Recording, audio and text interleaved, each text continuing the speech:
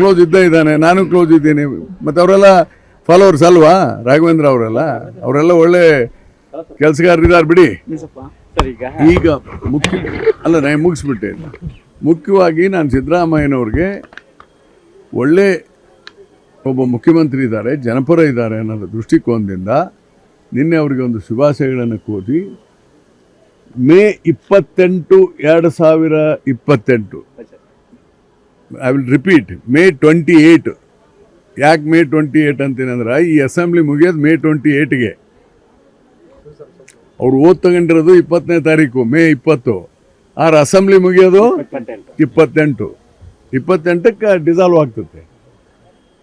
ಮತ್ತು ಬೇರೆ ಇಲೆಕ್ಷನ್ ಆಗಿ ಅದು ಒಂದು ವಾರ ಮೊದಲು ಆಗ್ಬೋದು. ಆದರೆ ಆ್ಯಸ್ ಪರ್ ರೂಲ್ಸ್ ಮೇ 28 ಅಲ್ಲಿವರೆಗೆ ಅವ್ರು ಮುಖ್ಯಮಂತ್ರಿ ಇರಬೇಕು, ಜನಕ್ಕೆ ಒಳ್ಳೇದಾಗುತ್ತೆ ಅಂತ ನಾನು ಅವ್ರನ್ನ ಹಾರೈಸಿದ್ದೇನೆ.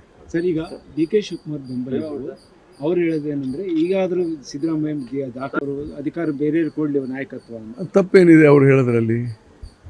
ತಪ್ಪೇನಿದೆ? ಈಗ ಡಿ ಕೆ ಶಿವಕುಮಾರ್ ಅಭಿಮಾನಿಗಳಿದಾರಪ್ಪ, ನಮ್ಮ ಶಿವಕುಮಾರ್ನು ಮುಖ್ಯಮಂತ್ರಿ ಆಗಲಿ ಅಂತ ಕೇಳ್ತಾರೆ. ತಪ್ಪೇನಿದೆ? ಈಗ ನನಗೂ 4 ಮಂದಿ ಅಭಿಮಾನಿಗಳು ನನ್ನೂ ಆಗಂತಾರೆ, ಪರಮೇಶ್ವರ್ಗೆ ಆಗಂತಾರೆ. ಬೇರೆ ನೋಡಿ, ಅಭಿಮಾನಿಗಳು ಹೇಳೋದು ಬೇರೆ. ಆದರೆ ವಾಸ್ತವಿಕ ಸ್ಥಿತಿಗತಿ ಇವತ್ತಿನ ಪರಿಸ್ಥಿತಿಯಲ್ಲಿ ಈಗ ನಾನು ಬರೀ ಸಿದ್ದರಾಮಯ್ಯನ ಅಭಿಮಾನಿ ಅಂತ ನಾನು ಮಾತಾಡ್ತಾ ಇಲ್ಲ, ದಯವಿಟ್ಟು ಅರ್ಥ ಮಾಡಿ. ನಾನು ಸಿದ್ದರಾಮಯ್ಯನ ಅಭಿಮಾನಿ, ಸಿದ್ದರಾಮಯ್ಯ ಇರಬೇಕು ಅಂತ ಹೇಳ್ತಾ ಇಲ್ಲ, ನಾನು ಅದಕ್ಕೆ ಹೇಳ್ತಾ ಇಲ್ಲ. ಪ್ರೆಸೆಂಟ್ ಸರ್ಕಮ್ಸ್ಟಾನ್ಸಸ್ಸಲ್ಲಿ ಸಿದ್ದರಾಮಯ್ಯ ಒಳ್ಳೆ ಆಡಳಿತ ಜನಪರ ಕೊಡ್ತಾ ಇದ್ದಾರೆ. ಈಸ್ ಎ ಮಾಸ್ ಲೀಡರ್, ಜನಪರವಾಗಿದ್ದಾರೆ. ಇದರಿಂದ ರಾಜ್ಯಕ್ಕೆ ಒಳ್ಳೇದಾಗುತ್ತೆ. ನಾನು ರಾಯರೆಡ್ಡಿ ಮಂತ್ರಿ ಆಗ್ತಾನೋ ಬಿಡ್ತಾನೋ ನನಗೆ ಗೊತ್ತಿಲ್ಲ. ನಾನು ಮಂತ್ರಿ ಮಾಡಿದ್ರು ಸಂತೋಷ, ಮಂತ್ರಿ ಮಾಡದೇ ಇದ್ರೂ ಸಂತೋಷ. I am not bothered about myself, I am bothered about the state. ಅದಕ್ಕಿರಲಿ ಅಂತ ಹೇಳಿದ್ದೇನೆ. KN ರಾಜನ್ ಅವರು ನಿನ್ನೊಂದು ಮಾತು, ಸಿದ್ದರಾಮಯ್ಯ ಇಲ್ಲ ಅಂದ್ರೆ ಕಾಂಗ್ರೆಸ್ ಇರಲ್ಲ. ಅವ್ರ ಅಭಿಪ್ರಾಯ ಕಾಂಗ್ರೆಸ್ ಇರಲ್ಲ, ಕಾಂಗ್ರೆಸ್ ಹೋಗುತ್ತೆ ಅಂತ ಅಲ್ಲ, ಕಾಂಗ್ರೆಸ್ ಹೋಗಿಬಿಡೋದಲ್ಲ. ಎಲ್ಲೂ ಸಹಜವಾಗಿ ಒಬ್ಬ ಕಾರ್ಯಕರ್ತ ಬಿಟ್ಟು ಹೋದ್ರೂ ಆ ಪಾರ್ಟಿಗೆ ಲಾಸ ಆಗುತ್ತಲ್ಲ.